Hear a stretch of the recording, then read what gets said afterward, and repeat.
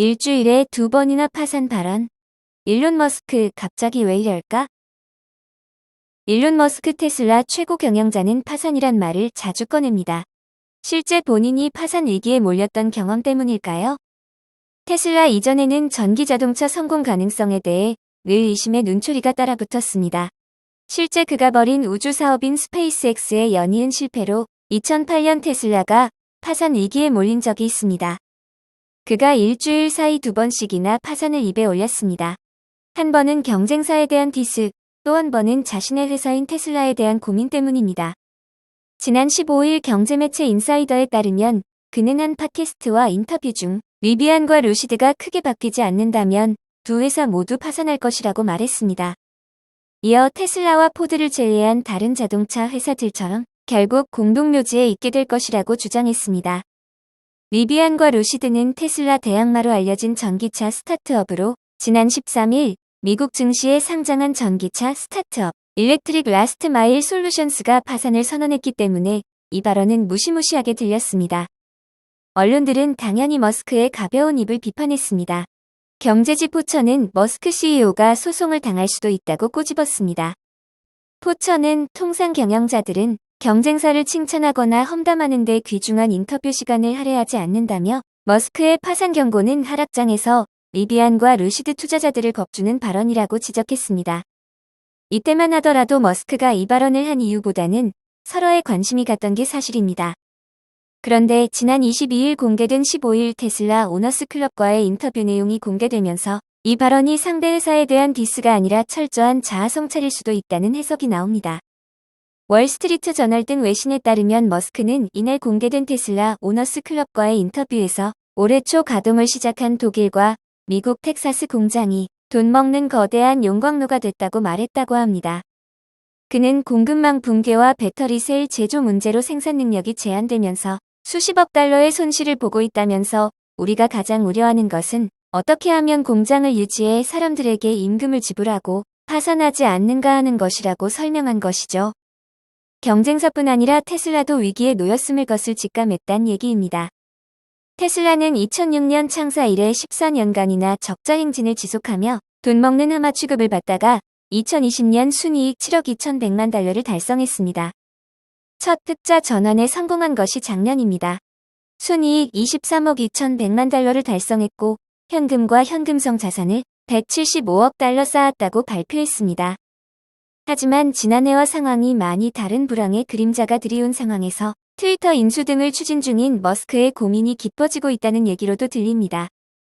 공급 난항과 배터리 소재의 가격 상승에다 현금성 자산이었던 가상화폐의 급락이 겹쳤으니 CEO로서 우려가 되지 않을 수 없는 상황일 겁니다. 이 과정에서 경쟁사는 물론이고 테슬라도 파산할 수 있다는 경고라면 상당히 앞뒤가 맞는 얘기로 들립니다. 머스크 CEO의 발언을 옹호할 의도는 없습니다. 다만 실제로 테슬라가 인원 감축 등의 노력을 하고 있고 완성차 업체들과의 경쟁도 심화되는 상황에서 시장을 낙관적으로만 보지 않고 있다는 사실은 오히려 주주들을 안심시킬 수 있는 부분입니다. 국내외 많은 기업들의 주가 급락하면서 투자자들이 소가리를 하고 있습니다. 국민주로 불렸던 카카오의 경우 국민근심주로 몰락했다는 비아냥까지 나옵니다. 최근 테슬라와 넷플릭스는 연이어 인원 감축을 발표하고 있기도 합니다. 이 와중에 지난주 격주 4일째 놀금을 발표한 카카오의 대처보다 차라리 파산을 얘기하며 조직에 긴장감을 주고 주주들을 안심시키는 머스크 CEO의 발언이 오히려 스타트업으로 출발해 전 세계에서 내로라 하는 기업을 키워낸 스타트업의 살아있는 야성이 아닐까요? 폭스바겐 CEO, 애플이 애플카 생산할지는 의문. 허버트 DS 폭스바겐 최고 경영자가 애플이 실제 자동차를 생산할 계획인지는 확신할 수 없다고 밝혔다. 로이터 등 주요 외신들에 따르면 허버트 DS CEO는 22일 독일 베를린에서 열린 허브 베를린 회의에 참석해 리사 잭슨 애플의 환경 정책 및 사회 이니셔티브 담당 부서장이 참석한 자리에서 이와 같이 밝혔다. 그는 애플이 실제로 자동차를 시장에 내놓을지 확신할 수 없다. 큰 노력이 될 것이라며 애플은 자동차 조종석 소프트웨어에 집중할 것이라고 믿는다고 밝혔다.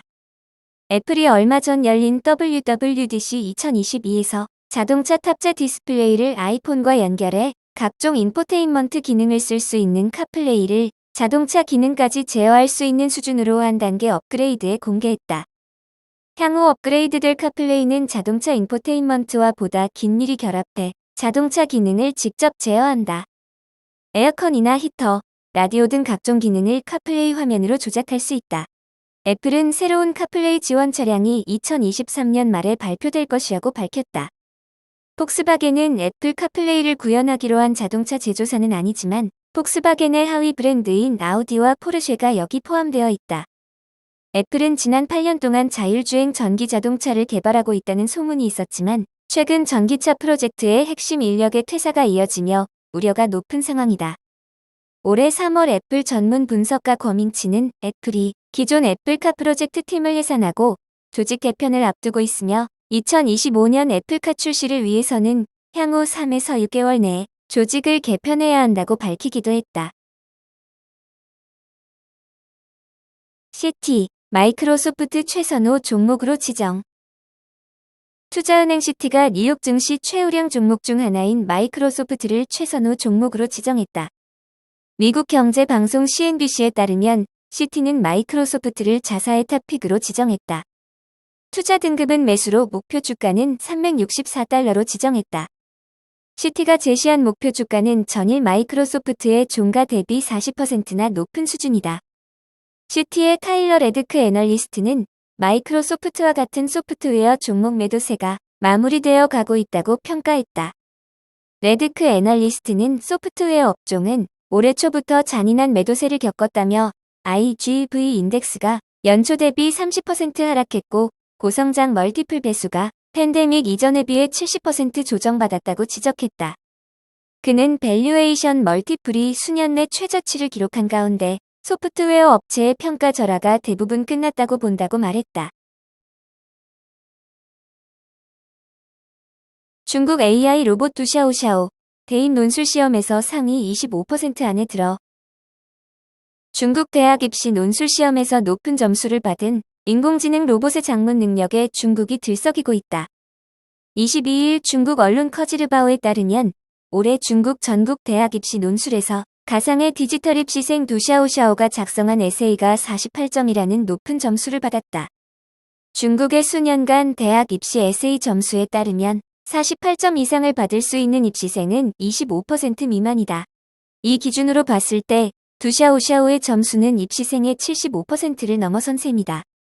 베이징대 입시 논술 채점 팀장이었던 션이 선생님 역시 두샤오샤오의 에세이에 높은 점수를 매기는 등 전문가들은 두샤오샤오의 글 구조가 완전하고 사상도 탁월하며 문장도 유려하다고 평가했다. 글의 품질뿐 아니라 효율성도 인상적이다.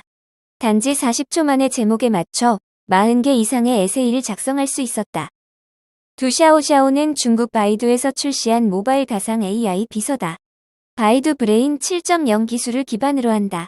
멀티모드 상호작용, 3D 디지털 인간 모델링, 기계 번역, 음성인식, 자연어 이해 등 기술을 갖추고 있다. 특히 브레인을 통해 글을 구성하기 위한 질문 검토뿐 아니라 개념과 논증을 갖추면서 800자 장문 에세이에서 문단 간 논리와 일관성, 에세이의 가독성을 확보할 수 있다. 이를 위해 방대한 데이터 지식을 바탕으로 언어 이해 및 생성 기능을 갖추고 주제에 대한 이해를 바탕으로 자신의 주장을 선택한 다음 단어를 조합해 관점을 보여준다. 바이두 그룹의 샤오양 부사장은 대학 입시 에세이와 같은 긴 텍스트를 작성하는 것은 AI에 있어 사실 큰 도전이라며 두샤오샤오의 작문은 AI 능력 중 일부를 테스트받은 것이며 향후 콘텐츠 기술은 더욱 발전할 것이라고 전했다. 그에 따르면 아직 두샤오샤오가 불완전성을 갖고 있으며 콘텍스트에 맞춰 더 학습하고 개선해야 한다고도 전했다. 지난 2월 베이징시가 발표한 2022년 가상인간 산업 연구 보고서에 따르면 2025년 중국 디지털 가상인간 관련 기업 수가 40만 개를 넘어설 전망이며 2030년이면 디지털 가상인간 시장 규모가 3,095억 위안에 이를 전망이다. 중국의 테슬라 킬러 니오 전기차, 시험운전 중 3층서 추락, 2명 사망. 중국의 전기자동차 제조사 니오의 상하이 본사 3층에서 차량 1대가 추락해서 차량 안에 타고 있던 니오 직원 1명과 협력업체 직원 1명 등 2명이 숨지는 사고가 발생했다고 BBC가 보도했다. 추락 사고는 현지 시간으로 22일 오후 5시 20분께 발생했다고 니온은 밝혔다. 니온은 정부 관계자들과 협력하여 즉시 이 사건에 대한 조사를 시작했다고 말했다.